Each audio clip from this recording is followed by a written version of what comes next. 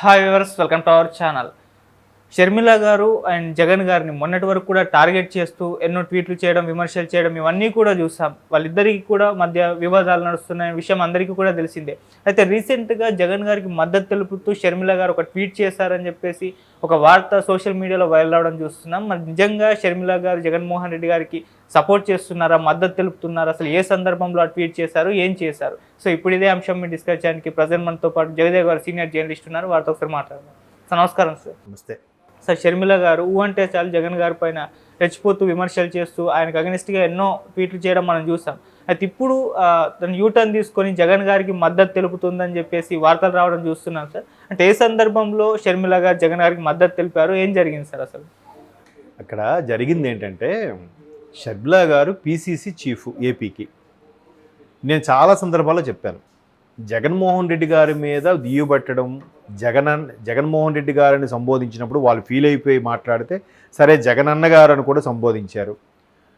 వీళ్ళు వెంటనే వైసీపీ వర్గీయులందరూ బసపునూరి షర్మిల శాస్త్రి, షర్మిల రెడ్డి కాదు, రాజశేఖర రెడ్డి బిడ్డ కాదు, ఏవో రకరకాలు చేశారు.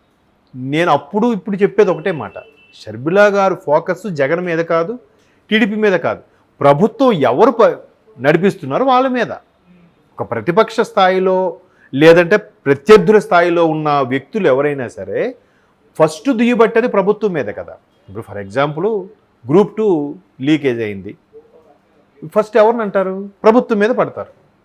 బీఆర్ఎస్ హయాంలో జరిగింది కాబట్టి ఇటు బీజేపీ అటాక్ చేసింది, కాంగ్రెస్ అటాక్ చేసింది, ఆ వైఎస్ఆర్ తెలంగాణ పార్టీ నుండి అప్పుడు అది కూడా అటాక్ చేసింది. ఎవరుంటే వాళ్ళ మీద కదా. లేదంటే ఒక దగ్గర దొమ్మి జరిగింది, కొట్లాడు జరిగింది, 10 మంది తొక్కిసలాడు చనిపోయారు, ప్రభుత్వ వైఫల్యం రా, పోలీసులు నిర్లక్ష్యం రా అనేస్తారు. ప్రభుత్వం ఏం చేస్తుంది దానికి? ఒకేసారి మీరు పొండ్రా అక్కడికి ఎంతమంది గుంపులుగా పొండని ప్రభుత్వం ఏమైనా చెప్పిందా? లేదు. సరే వెళ్తారని తెలిసి కూడా ఇంటెలిజెన్స్ రిపోర్ట్ ప్రకారం ప్రభుత్వం మర్యాదలు, సౌకర్యాలు, సదుపాయాలు కల్పించాలి కదా, విఫలమైంది కదా. సో ఆ వెర్షన్లో ప్రభుత్వం మీదే బాధ్యత. అలాగా ప్రభుత్వం మీద విమర్శిస్తారు కాబట్టి ఈవిడ ఇప్పుడు ఏం చేస్తుంది? ఇప్పుడు ప్రభుత్వం ఎవరిది ఉంది? కూటమిది ఉంది. కూటమిది ఎవరిది? టీడీపీ జరిగినప్పుడు విశాఖ స్టీల్ ప్లాంట్కి సంబంధించి ప్రైవేటు పరం అవుతుంది అనేది డెక్కన్ క్రానికల్లో వచ్చిన ఇష్యూ ప్రకారం టీడీపీ కార్యకర్తలు చేశారు, అటాక్ చేశారు, బోర్డు తగలబెట్టారు. సరే ఎందుకు తగలబెట్టారు? ఒక వెర్షన్లో ఆలోచిస్తే అరే వీళ్ళు ప్రభుత్వానికి మచ్చ తెచ్చేలా కథనాలు రచించింది కాబట్టి తగలబెట్టారు అనుకుందాం. మరి ఇదే డెక్కన్ క్రానికల్ గడిచిన 5 ఏళ్ళు ఏం చేసింది? మరి అప్పుడెందుకు మరి జగన్మోహన్ రెడ్డి గారు పట్టించుకోవట్లేదని రాయొచ్చుగా. ఇదే జగన్మోహన్ రెడ్డి గారు క్యాన్వాసింగ్కి వైజాగ్ వెళ్ళినప్పుడు అక్కడ విశాఖ స్టీల్ ప్లాంట్ యూనియన్ ఎంప్లాయీస్తో మాట్లాడుతున్నప్పుడు అవునా విశాఖ యూనియన్ ప్రైవేటు పరం అవ్వబోతుందా అని ప్రశ్నించారంటే ఈయన అమాయకంగా. ఈయన తెలియదా? దాన్ని కూడా అప్పుడు కథనాలు వచ్చాయి. వస్తూ అప్పుడేమన్నారు? లేదు మీరందరూ కలిసి ప్రార్థన చేయండి, సెంట్రల్లో బీజేపీ కూడా తక్కువ సీట్లతో గెలవాలి, మనం ఇక్కడ ఎక్కువ సీట్లతో గెలవాలని ప్రార్థన చేయండి, అప్పుడు బీజేపీ మనం చెప్పినట్టుగా వింటుంది, అలా కావాలని దేవుడిని నేను కూడా ప్రార్థిస్తున్నాను అని చెప్పి జగన్మోహన్ రెడ్డి గారు అక్కడ యూనియన్ ఎంప్లాయీస్తో మాట్లాడారన్నట్టుగా సోషల్ మీడియాలో నేను చూశాను, కథనాల్లో చూశాను నేను. సో దీని ప్రకారం చూస్తే మరి అప్పుడు డెక్కన్ క్రానికల్ ఇవన్నీ కథనాలు ప్రచురించవచ్చు కదా. ప్రచురించిందో లేదో మనకు తెలియదు. ఇప్పుడు ప్రచురించేసరికి కార్యకర్తల కోపం వచ్చింది. వీళ్ళ వెర్షన్ వీళ్ళది, డెక్కన్ క్రానికల్ వెర్షన్ వాకల్. ఇప్పుడు దాన్ని బేస్ చేసుకొని జగన్మోహన్ రెడ్డి గారు ఏమన్నారు? నిజాలు ప్రచురించేసరికి చంద్రబాబు నాయుడు గారి ప్రభుత్వం దమనకాండ సృష్టిస్తోంది, అక్కడ వాళ్ళ మీడియా మీద స్వేచ్ఛ లేకుండా పోతుంది అన్నట్టుగా ఒక్కసారిగా వీళ్ళు జగన్మోహన్ రెడ్డి గారు ట్వీట్ చేశారు, సంథింగ్ స్టేట్మెంట్ ఇచ్చారు. దానిపై లోకేష్ కూడా స్పందించారు. ఇప్పుడు షర్మిల గారు కూడా ప్రభుత్వం టీడీపీ ఉంది కాబట్టి, కూటమి ఉంది కాబట్టి కూటమి వ్యతిరేకంగా స్పందించారు. అయితే ఇక్కడ సోషల్ మీడియాలో వచ్చే కథనాలు ఏంటంటే, శత్రువుకు శత్రువు మిత్రుడు కదా. ప్రభుత్వం మీద జగన్మోహన్ రెడ్డి గారు విమర్శిస్తున్నారు, ఇదే ప్రభుత్వం మీద షర్మిల గారు కూడా విమర్శిస్తున్నారు. సో వీళ్ళిద్దరు అభిప్రాయాలు ఒకటి అయ్యాయిగా. సో మరలా వీళ్ళిద్దరు కలిసిపోబోతున్నారా? వీళ్ళిద్దరూ కలిసి కాంగ్రెస్కి పని చేయబోతున్నారా? లేదా వైఎస్ఆర్సీపీని తీసుకెళ్లి కాంగ్రెస్లో విలీనం చేయబోతున్నారా? లేదా అన్నా చెల్లెళ్ళు మళ్ళీ కలిసిపోయి ఎలాగైనా ప్రభుత్వాన్ని ఫామ్ చేయాలి, 2029 కల్లా స్ట్రాంగ్ అవ్వాలని ప్రయత్నిస్తున్నారా అనే యాంగిల్లో చూస్తున్నారా తప్ప అక్కడ అది జరిగే ప్రసక్తి లేదు అని అనుకుంటున్నాను. మేబీ రాజకీయాల్లో సాధ్యం అవ్వచ్చు వైఎస్ఆర్సీపీ కాంగ్రెస్ కలవడం అనేది, కానీ చాలా అరుదైన సంఘటనలు, అవి కలవని నేను అనుకుంటున్నాను ప్రస్తుత పరిస్థితి ప్రకారం. ఇప్పుడు షర్మిల గారు ప్రభుత్వం టీడీపీది కాబట్టి విమర్శిస్తున్నారు. చంద్రబాబు గారిని విమర్శిస్తుంది ఆవిడ, పవన్ కళ్యాణ్ గారిని కూడా విమర్శిస్తుంది ఆవిడ. ఇదే గతంలో కూడా జగన్మోహన్ రెడ్డి గారిని ఎందుకు విమర్శించింది? అక్కడ జగన్మోహన్ రెడ్డి గారి ప్రభుత్వం కాబట్టి. దాన్ని వైసీపీ వాళ్ళు అర్థం చేసుకోకుండా షర్మిలా గారి తల్లిదండ్రులను కూడా ఇండైరెక్ట్గా లాగారు. తల్లిదండ్రులు ఇండైరెక్ట్గా లాగడం అంటే ఇక్కడ జగన్మోహన్ రెడ్డి గారి తల్లిదండ్రులు లాగినట్టేగా. అది కూడా ఆ విచక్షణ కూడా లేకుండా ఒక్కొక్కరు షర్మిలా గారి మీద లేనిపోని నిందారోపణలు కూడా చేశారు.